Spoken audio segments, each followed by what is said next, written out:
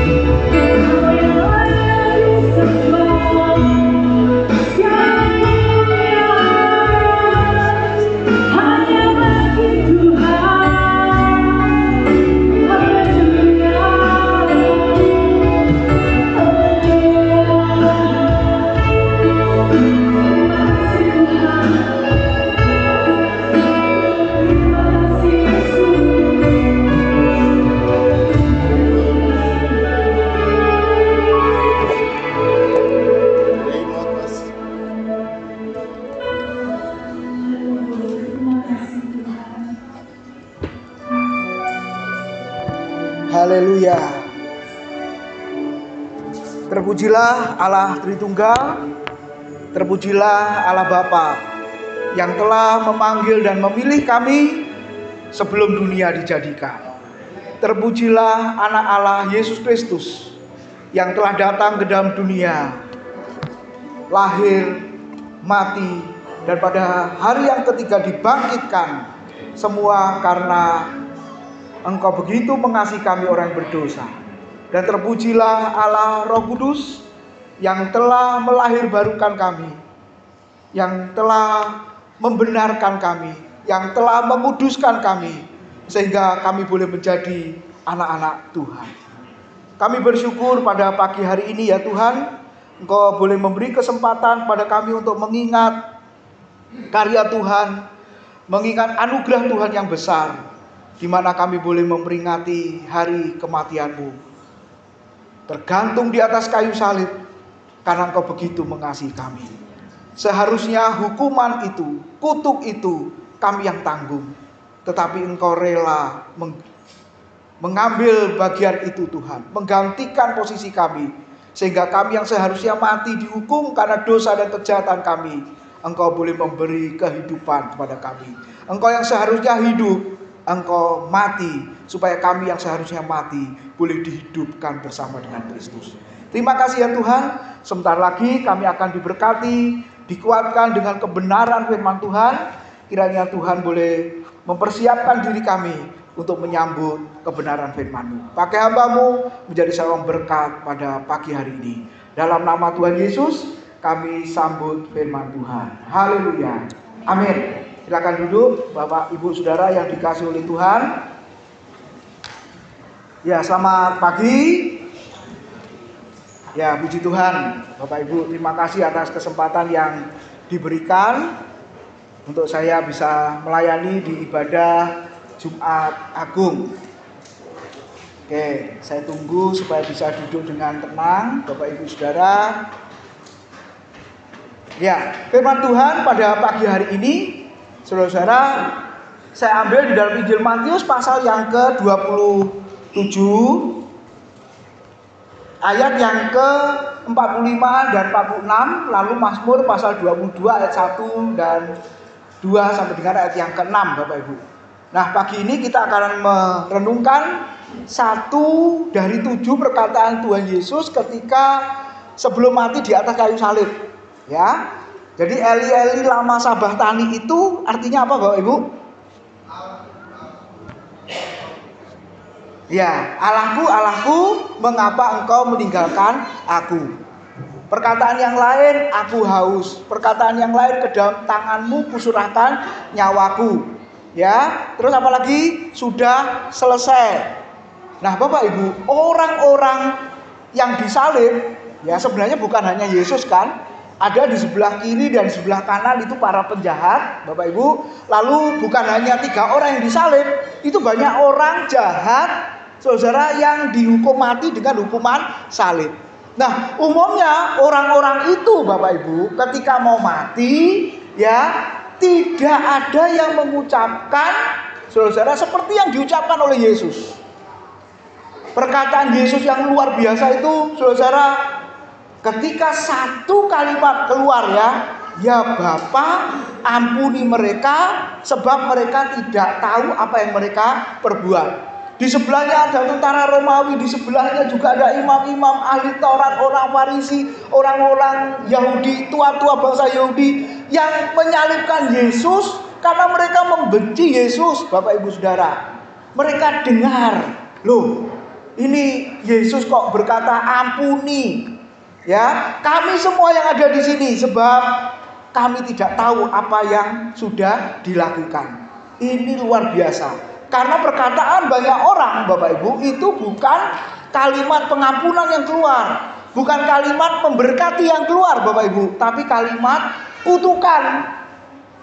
Ya, kalau bahasa Surabaya bilang itu omong kotor apa miso-miso, Bapak Ibu. Itu yang keluar.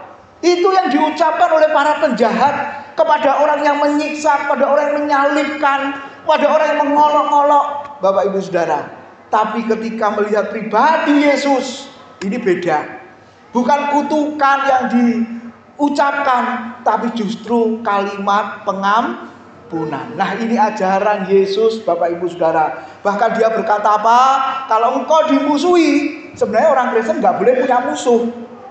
Amin, saudara. Yang ada orang Kristen dimusuhi, orang Kristen dibenci. Kenapa dimusuhi, dibenci? Yesus berkata, kamu jangan khawatir, karena aku yang terlebih dahulu dibenci oleh dunia. Jadi kalau ada anak Tuhan, orang Kristen yang dibenci, dimusuhi, berarti engkau memang anak-anak dari Tuhan Yesus. Tapi kalau engkau jadi orang Kristen, tapi hidupmu baik-baik saja, jangan-jangan kau bukan anaknya Tuhan, tapi anaknya hantu. Tuhan kan dibalik hantu. Nah, coba kita lihat, saudara-saudara, di dalam Injil Matius pasal yang ke-27 ayat 45. Berikutnya dikatakan, mulai dari jam 12 kegelapan meliputi seluruh daerah itu sampai jam 3. Kira-kira jam 3, sama-sama berserulah Yesus dengan suara nyaring, Eli, Eli, lama sabachthani. Allahku, Allahku, mengapa engkau meninggalkan aku? Di dalam Mazmur 22, Bapak Ibu, kalau saudara baca ya, ayat 1 sampai dengan ayat yang ke-6 juga sama. Di situ dikatakan, untuk pemimpin biduan menurut lagu rusa di kala fajar, Mazmur Daud. Allahku, Allahku, mengapa engkau meninggalkan aku? Aku berseru, tidak ada di situ ya, tetapi engkau tetap jauh dan tidak menolong aku.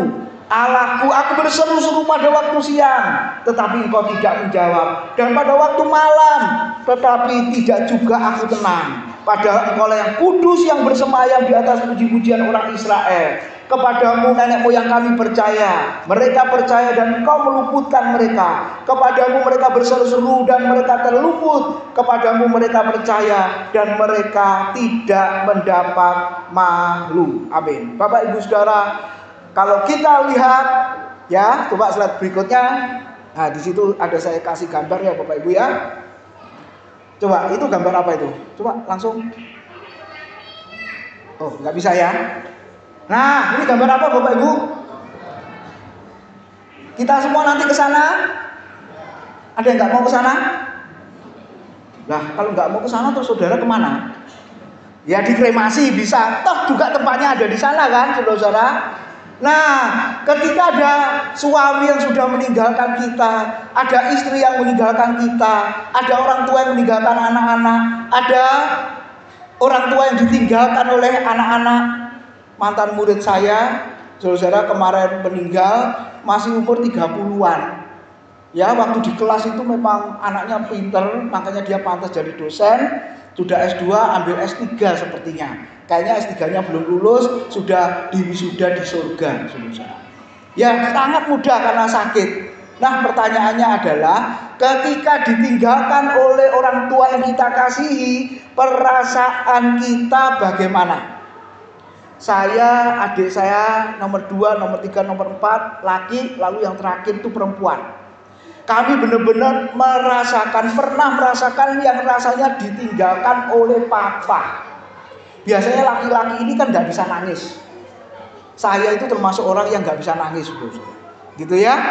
Sampai sekarang susah mau nangis. Kenapa? Karena air mataku sudah habis, saudara. Jadi nggak bisa keluar air mata. Nangis kan nggak harus keluar air mata. Kesedihan kan tidak harus dibuktikan dengan tangisan, betul ya, saudara? Saya tidak tahu apakah pagi ini juga Bapak Ibu sedih, tapi waktu nyanyi kok sukacita ya. Tapi dalam hati kan kita nggak tahu. Nah, Bapak Ibu, suatu saat Natal saya ingat, papa saya dipanggil Tuhan. Nah, di peti mati, saudara-saudara, ketika mau ditutup, saya lo bisa nangis. Adik saya yang laki-laki ini bisa nangis. Ya, semua bisa nangis. Adalah saya yang perempuan paling kecil itu yang paling bisa nangis. Yang lebih nangis itu adalah mama saya. Ketika peti mati mau ditutup, mama saya berkata, aku mau ikut. Langsung saya berkata, Ma, peti ini nggak cukup. Tahu gitu petinya 2, ya agak lebar gitu ya. Anak kurang ajar gitu ya, saudara. Saya ngomong gitu, Ma, petinya nggak cukup. Kok mau ikut itu gimana sih? Iya, Nah, saudara-saudara, kenapa punya perasaan yang sangat sedih, bahkan seolah-olah mau mati bersama-sama? Karena apa, saudara-saudara? Punya kenangan yang indah. Kami anak-anak kalau saya tanya adik-adik, kenapa kamu nangis? Iya, ingat papa. Ingat apa? Waktu kita sekolah masih SD itu, diantar jemput naik sepeda JL, genjot langsung itu loh Bapak Ibu. Ya, kita belum bisa naik sepeda kelas SD TK, SD kelas 1, kelas 2, masih kecil, saudara-saudara, masih diantar jemput. Ya, kerja pulang siang, sebenarnya belum boleh pulang, izin kemudian dijemput. Nah, pulang. Terus ketika saya bertumbuh agak besar kelas 4, saya bisa naik sepeda sendiri. Saya belum berani gonceng adik saya, Bapak Ibu, papa saya yang gonceng adik saya. Setelah itu Bapak Ibu, saya bisa gonceng adik saya nomor 2, gantian papa saya gonceng adik saya nomor 3. Lalu saya gonceng, lalu adik saya nomor 3 belikan sepeda sendiri, kemudian baru gonceng yang anak adik saya yang terakhir. Saudara, ternyata kenangan diantar jemput papa itu sampai hari ini ingat. Ya mungkin kalau di Surabaya atau Bapak Ibu yang sudah sibuk, ya diserahkan ke mobil antar jemput ya. Tapi kami merasakan keindahan, kami merasakan kedekatan. Bahkan ketika anak kami masih kecil-kecil, saudara, itu juga saya antar jemput. Saya istri gantian antar jemput, saudara. Itu kita orang tua nggak usah cerita, anak-anak itu cerita ya. Pak, guruku tadi loh bencekno. Pak, temanku tadi itu loh bencekno. Benceknanya apa? Gini. Pak, aku tadi dapat nilai di Samsu katanya gitu, saudara ya. Dapat nilai jelek, kenapa? Sudah belajar tapi tetap nggak iso loh. Padahal kita ini orang tua nggak pernah tanya, saudara. Tapi yang namanya anak cerita sendiri. Nah, Bapak Ibu, itu kenangan, saudara. Nah sekarang 2 anak saya kan nggak ada di Surabaya. Kadang-kadang saya juga kangen sama anak saya. Bapak Ibu ya, kalau sudah kangen ya sudah ayo kita video call. Sekarang kan mudah, zaman dulu kan nggak ada. Nah Bapak Ibu Saudara, bagaimana waktu Yesus meninggalkan, Bapa meninggalkan Yesus? Apakah Yesus juga punya kenangan dengan Bapa?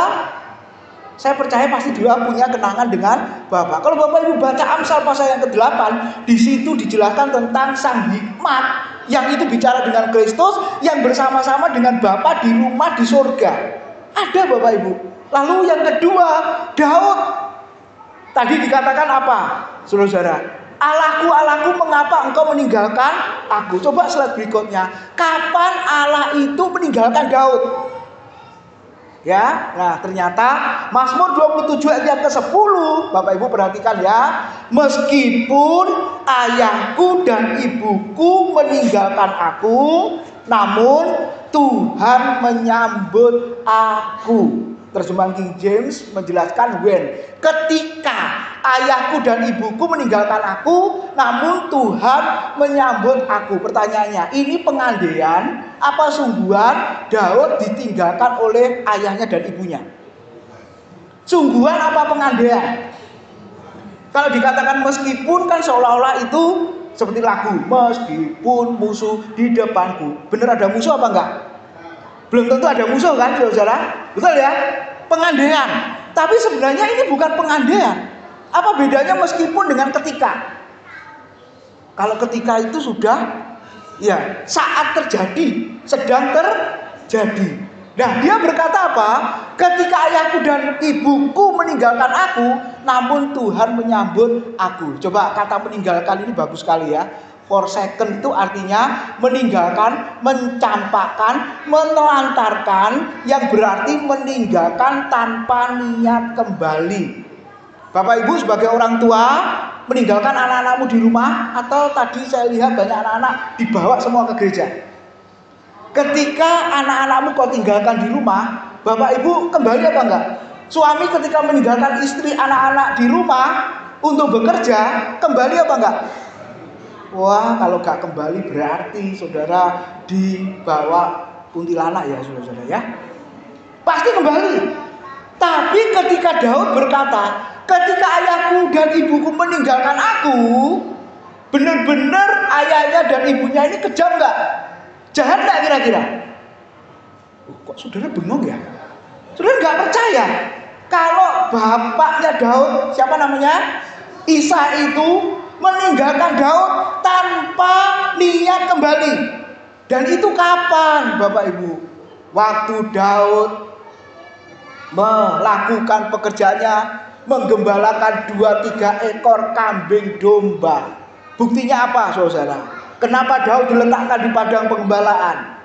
Konteksnya saat itu apa Bapak Ibu?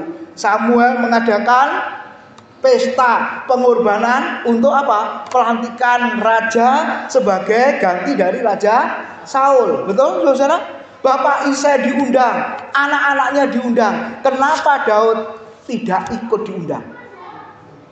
Kenapa saudara? Dia anak bungsu, dia masih kecil, dia belum punya pengalaman di dalam perang. Lebih baik anak-anaknya yang nomor 1, Eliab, Elisama, betul saudara? Itu aja yang disuruh. Daud biarin gak usah. Saudara, makanya Daud berkata di Mazmur 22 tadi, Allahku, Allahku, mengapa engkau meninggalkan aku? Nah, dia ngomongnya gitu ya saudara. Walaupun ini juga mau bicara tentang Kristus nantinya di atas kayu salib. Tapi sebenarnya dia punya pengalaman ditinggalkan oleh bapaknya. Bapak Ibu, ternyata benar kan? Ketika pesta itu dimulai, saudara, siapa anaknya nomor 1 tampil? Lalu Samuel berkata, oh sepertinya ini nih, tinggi besar gagah perawakannya, ini raja yang akan dipilih oleh Tuhan. Kemudian Tuhan berkata kepada Samuel, bukan dia. Manusia melihat perawakan, manusia melihat dari luar, tapi sesungguhnya Tuhan melihat hati. Anak yang kedua juga seperti inilah orang yang akan dipilih Tuhan. Tuhan juga berkata, bukan. Coba lihat saudara, sampai yang ketiga, keempat dan seterusnya, bukan semua. Lalu Samuel berkata kepada Bapak Isai, memangnya anakmu hanya ini saja kah? Saudara, walaupun disembunyikan, tahu ya, langsung Bapak Isai berkata, masih ada 1.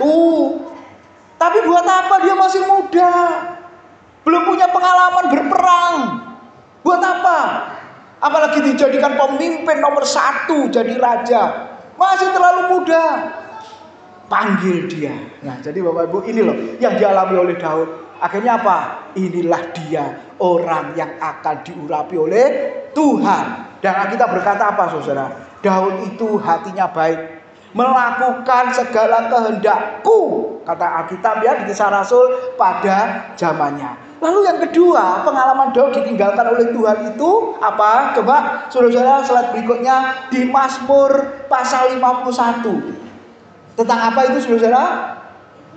Waktu dia berdosa, berzina dengan Batseba. Coba lihat Bapak Ibu, ketika dia berdosa, ayat-ayat itu di pasal 51 kalau Bapak Ibu baca, benar-benar Allah meninggalkan dia.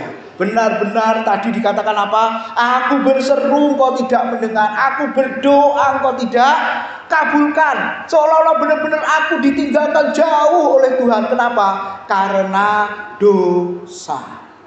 Jadi Bapak Ibu, itulah yang dialami oleh Daud. Nah sekarang kita masuk.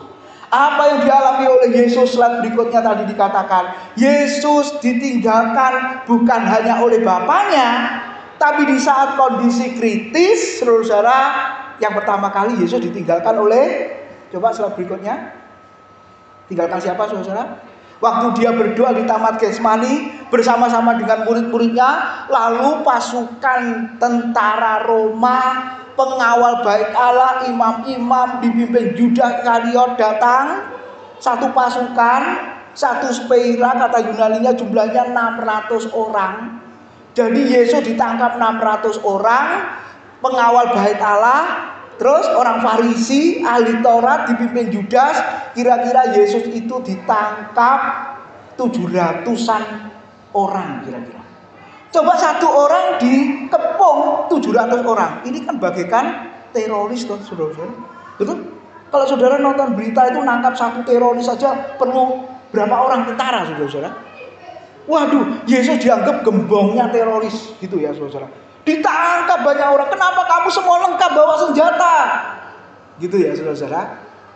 Aku mencari Yesus karena Yudas sudah memberitahu, yang kucium itulah dia. Gitu ya saudara-saudara. Hei Yudas, teman, Untuk itu engkau datang dan menyerahkan aku dengan ciuman. Coba saudara lihat, Yesus ditinggalkan oleh para murid. Sebenarnya para murid punya kenangan nggak kira-kira? Pasti punya, saudara-saudara. Tapi coba para murid meninggalkan Yesus begitu saja. Yudas Iskariot mengkhianati.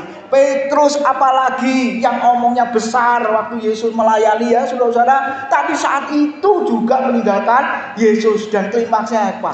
Bapaknya meninggalkan Yesus. Kira-kira kalau saudara jadi Yesus kira-kira gimana? Ini sudah babak belur, ya ini sudah jatuh, ketimpa tangga, masuk selokan lagi, lalu dimakan oleh tikus. Kira-kira gitu ya. Berarti ini penderitaannya, saudara, itu berlipat kali ganda. Makanya di momen Jumat Agung ini saya dan saudara diingatkan, baik melalui pujian tadi kita semua sudah diingatkan seolah-olah kita dibawa kepada satu peristiwa, dan kita juga dibawa kepada satu kenangan, dan sebenarnya Yesus sudah menolong kita. Coba slide berikutnya. Sekarang kita lihat alasannya. Mengapa Allah meninggalkan Yesus saat dia disalib? Harusnya saat dia disalib tidak berdaya, tidak bisa berbuat apa-apa. Harusnya Allah Bapa turun tangan untuk menyelamatkan.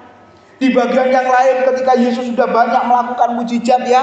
Yohanes pasal 6, 5 roti 2 ikan untuk mengenyangkan banyak orang, lalu bungkus lagi. Betul ya saudara, makan gratis, kenyang, bungkus, kan ada sisanya toh. Coba lihat, kita berkata apa? Yesus menghilang. Allah Bapa membawa Yesus ke tempat yang lain. Kenapa? Karena orang banyak ingin menjadikan Yesus sebagai raja. Yesus nggak mau dijadikan raja oleh manusia.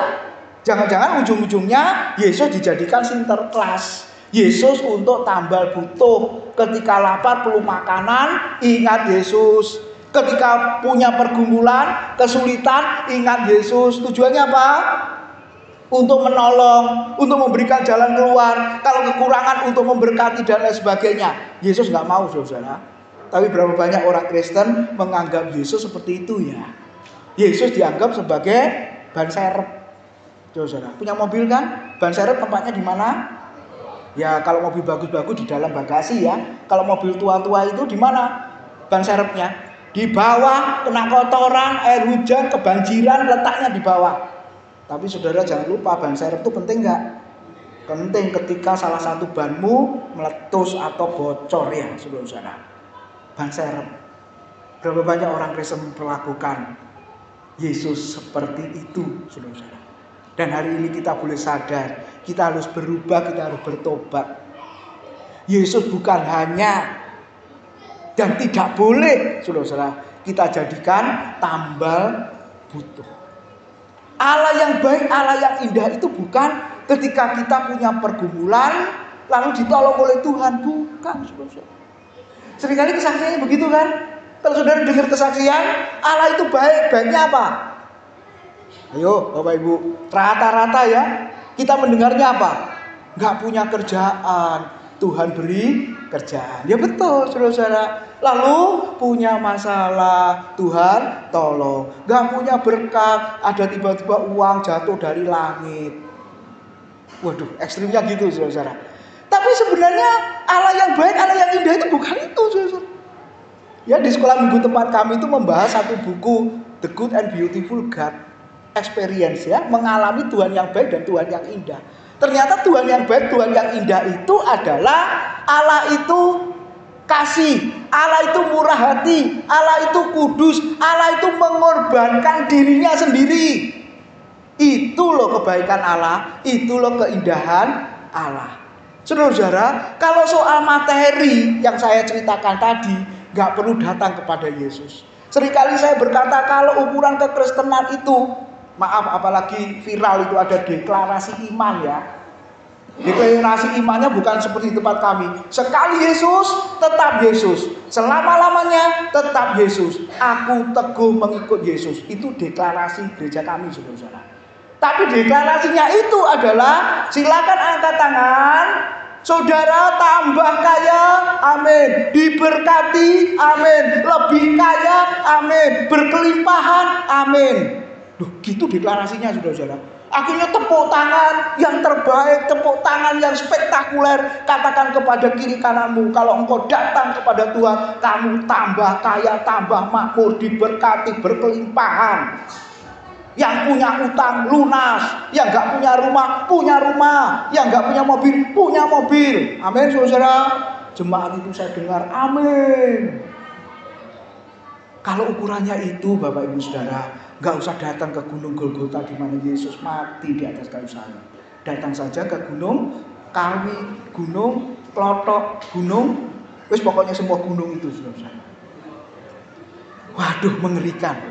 Nah, apa artinya Yesus mati di atas kayu salib, saudara? Sampai bapaknya meninggalkan Yesus. Coba slide berikutnya. Jawabannya adalah menggenapi nubuat Yesaya 53 ayat 6 dan 7. Mari kita lihat Yesaya 53. Slide berikutnya ya. Ayat 6 dan 7. Kita sekalian sesat seperti domba. Masing-masing kita mengambil jalannya sendiri. Tetapi Tuhan telah menimpakan kepadanya kejahatan kita sekalian. Dia dianiaya, tetapi dia membiarkan diri ditindas. Dan tidak membuka mulutnya, seperti anak domba yang dibawa ke pembantaian, seperti induk domba yang keluh di depan orang-orang yang menggunting bulunya. Ia tidak membuka mulutnya. Yang pertama, kenapa Allah Bapa meninggalkan Yesus? Sampai Yesus berkata, Eli, Eli, lama sabachthani. Ternyata Yesus menggenapi nubuat Yesaya yang sudah diucapkan 750 tahun sebelumnya. Dia bagaikan anak domba yang disembelih. Yohanes Pembaptis berkata, lihatlah anak domba Allah yang menghapus dosa seisi dunia. Saudara, coba apa maknanya bagi kita? Ternyata Ibrani 9 ayat 25 sampai 26 dikatakan apa? Tanpa penumpahan darah tidak mungkin ada pengampunan. Darah kambing domba yang ada di dalam perjanjian lama, saudara, itu dosa bukan diampuni, tapi dosa ditutupi. Kalau saudara ada sesuatu ditutup, kelihatan nggak yang ditutup? Nggak kelihatan tuh, saudara. Nah sama, dalam perjanjian lama ketika orang Israel, umat Tuhan melakukan dosa, lakukan pengorbanan, lalu dosa ditutup. Tuhan melihat darah yang dicurahkan. Terus besok melakukan dosa lagi, melakukan pengorbanan, dosanya ditutup lagi. Terus Bapak Ibu. Jadi sebenarnya dosanya masih ada enggak? Masih ada. Tidak bisa dihapus dengan tuntas karena darah kambing domba. Hanya perlu darah Yesus sekali untuk selamanya dan dosa itu dihapus secara efektif. Lalu slide berikutnya, saudara-saudara, dalam hal apa? Coba Mazmur 103 yang keempat. Coba slide berikutnya. Dikatakan apa? Dia yaitu Tuhan yang menebus hidupmu dari lubang kubur, yang memahkotai engkau dengan kasih, setia dan rahmat. Bapak Ibu, simbol pengampunan dosa figuratif ya, gambaran tentang pengampunan dosa itu seperti apa? Yesus tangannya yang terpaku, Bapak Ibu Saudara. Ya, dia mengulurkan tangannya dan Alkitab selalu berkata, tangan kanan Tuhan apa tangan kiri Tuhan? Tangan kanan ya. Jika aku berada dalam kesesakan, engkau mempertahankan hidupku ini, dan tangan kananmu menyelamatkan aku. Yesus akan menyelesaikan bagiku. Nah, kalau Yesus pakai tangan kanan, saudara tangan apa yang dipegang? Tanganmu yang mana? Kanan apa kiri? Kalau gambar itu jelas loh. Tangan kanan apa tangan kiri? Tangan kanan ya, saudara. Kalau kita pegang anak, tangan kanan, anaknya itu tangan kanan apa tangan kiri? Kalau anaknya tangan kanan namanya salaman. Iya toh, sesama tangan kanan hadapan, betul ya saudara? Kalau yang di samping berarti tangan kiri ya. Nah, Bapak Ibu lihat di gambar itu.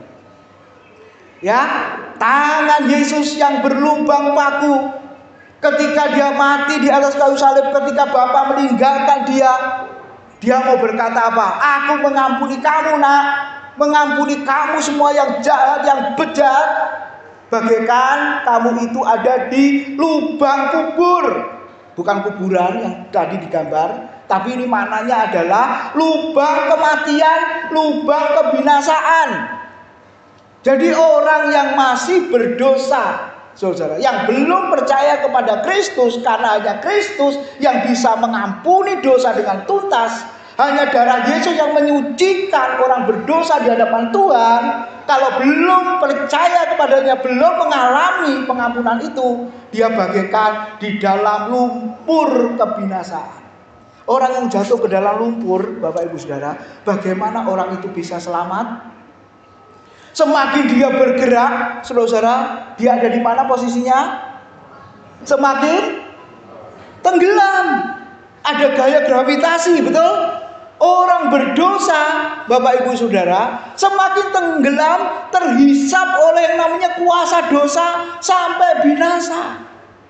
Nah, itu gambarannya, Bapak Ibu. Ya.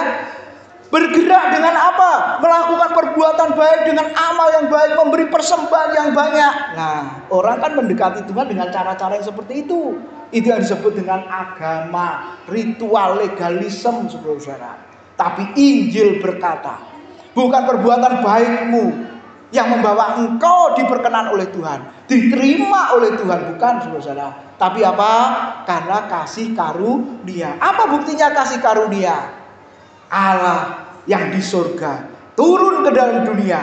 Terus sekedar turun jalan-jalan ke dalam dunia? Tidak, saudara-saudara. Adam dan Hawa ketika berdosa dicari. Hei Adam, hei Hawa, di manakah engkau?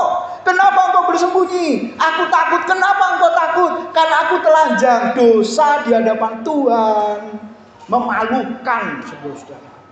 Makanya Allah Bapa turun, Yesus turun ke dalam dunia. Dan setelah turun, orang yang terjebak dalam lumpur bisa keluar dari sana kalau apa? Ada kuasa lain, ada tangan lain di luar dirinya yang mengulurkannya, kemudian memegang, lalu apa? Menarik dan memindahkan orang yang di dalam lumpur kepada di luar dirinya. Dan Yesus berkata apa? Barang siapa percaya kepadaku dan percaya kepada firman-Ku, orang itu sudah pindah dari dalam maut kepada hidup. Orang yang percaya kepadaku memiliki kehidupan yang kekal, sebab dia sudah pindah dari maut kematian kepada hidup. Jadi Bapak Ibu, kenapa Allah Bapa meninggalkan Yesus? Alasan yang pertama adalah menggenapi kitab Yesaya. Apakah itu? Yang mengangkat saya dan saudara dari lumpur kebinasaan. Lalu yang kedua, Bapak Ibu, kenapa Bapa meninggalkan Yesus? Yesaya 53 yang kelima dikatakan, tetapi dia tertikam oleh karena pemberontakan kita, dia diremukkan oleh karena kejahatan kita. Ganjaran yang mendatangkan keselamatan bagi kita ditimpakan kepadanya, dan oleh bilu-bilunya kita menjadi sembuh. Yang kedua, kenapa Bapa meninggalkan Yesus? Karena Yesus dibuat berdosa. Ya, menanggung dosa saya, dosa saudara.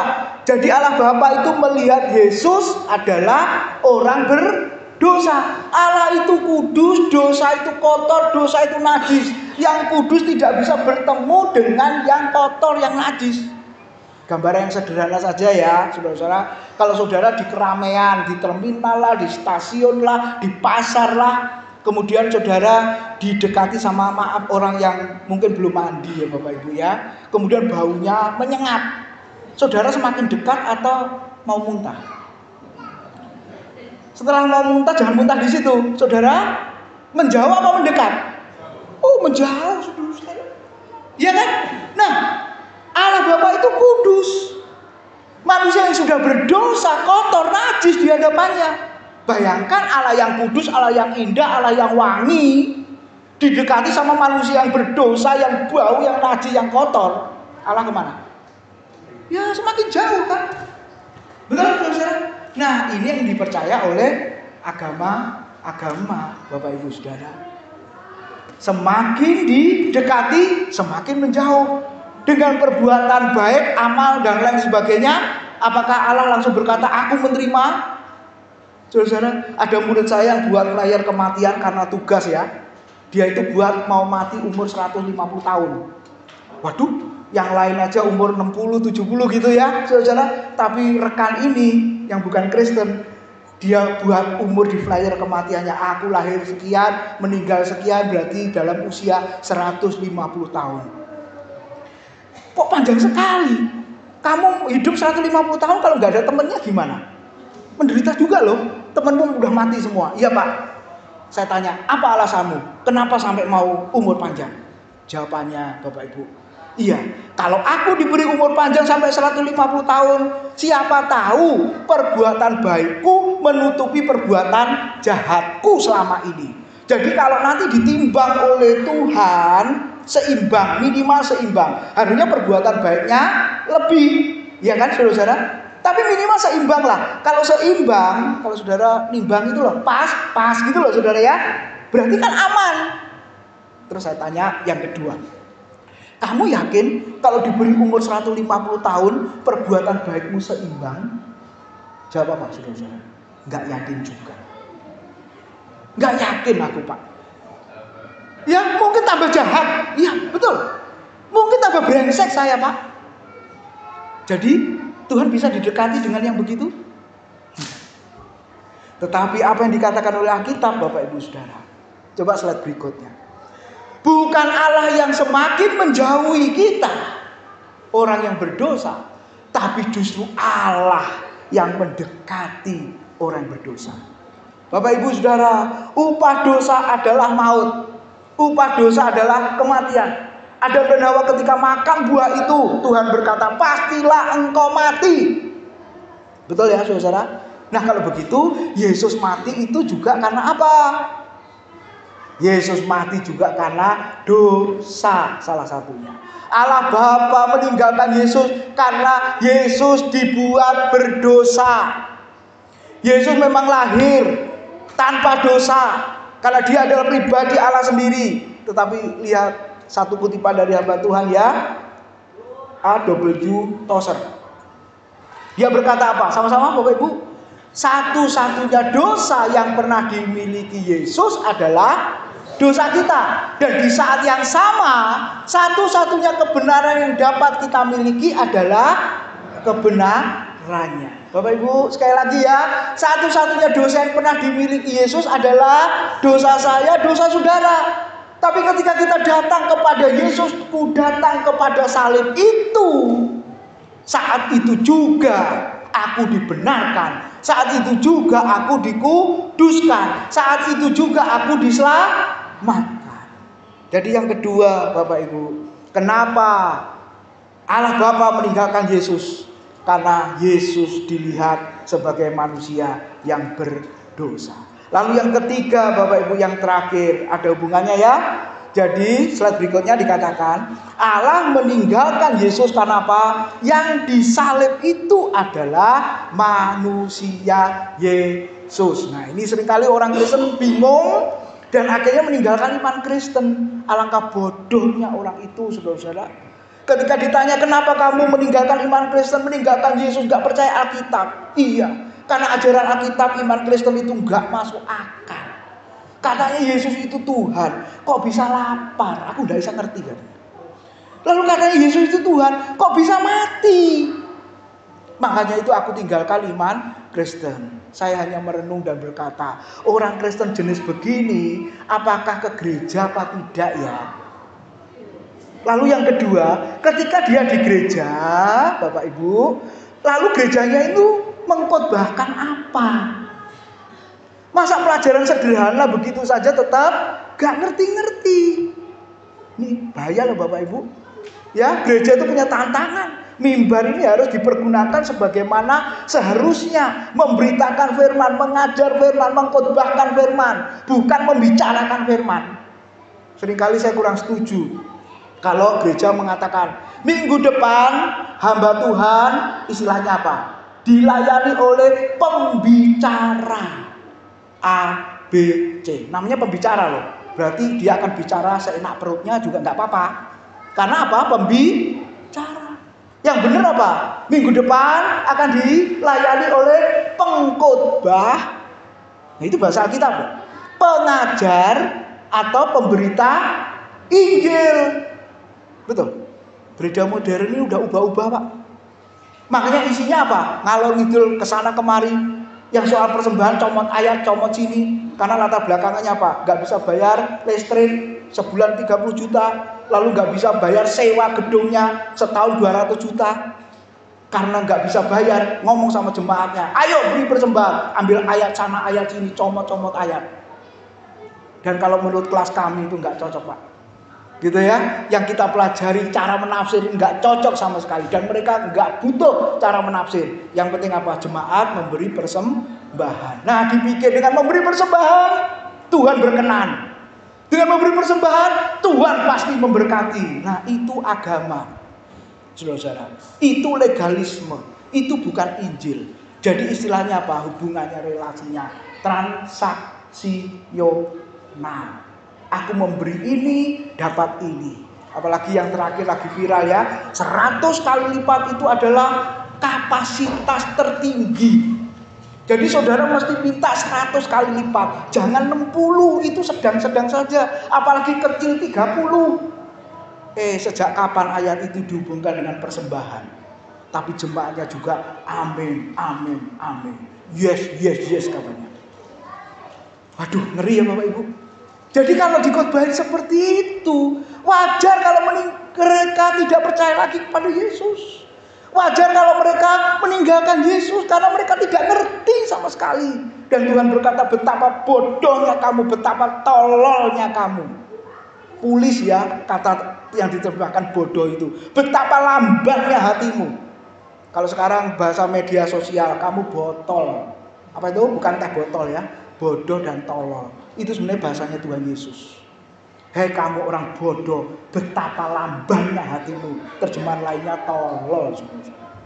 Ketika orang Kristen gak mengerti Alkitab, gak mengerti siapa Allah, gak mengerti siapa Yesus, gak mengerti siapa Roh Kudus, berarti orang itu apa? Botol. Itu kata Tuhan Yesus loh saudara. Nah hari ini kita sadar. Yang ketiga, kenapa Allah Bapa meninggalkan Yesus? Karena yang disalib itu adalah manusia Yesus yang dibuat berdosa. Coba slide berikutnya. Mazmur 33, 18, 34 dan ayat yang ke-16 ya.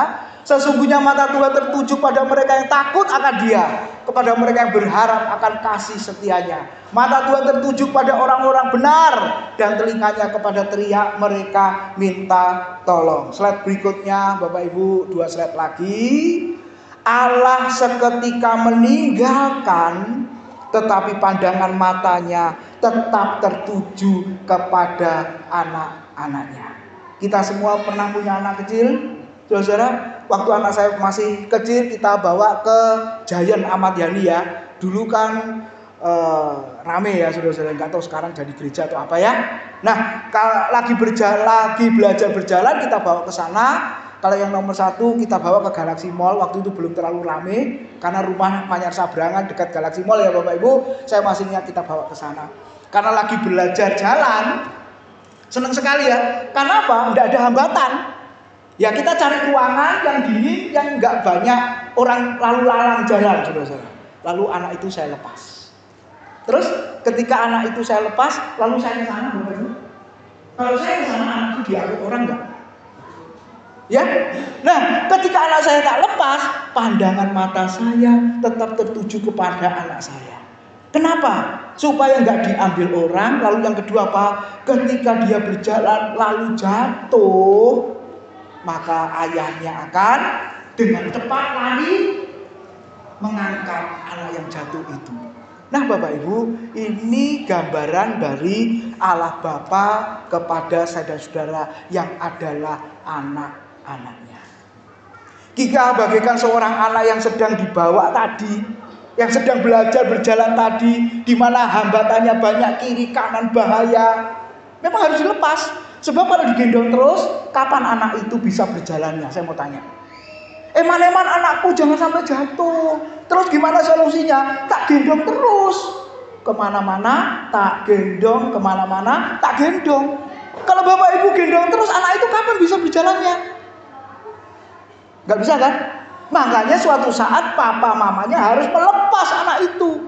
Dan setelah itu gak perlu digendong lagi. Karena dia sudah bisa berjalan, bahkan bisa berlari lebih cepat dari bapaknya. Demikian juga Tuhan kita. Saudara-saudara, kita boleh belajar hal ini. Mungkin saudara berkata seolah-olah aku ditinggalkan oleh Allah. Seolah-olah Allah itu jauh. Buktinya apa? Mengalami ini, tapi kok seolah-olah seperti Daud berkata, nggak ada pertolongan. Tuhan nggak pernah dengar.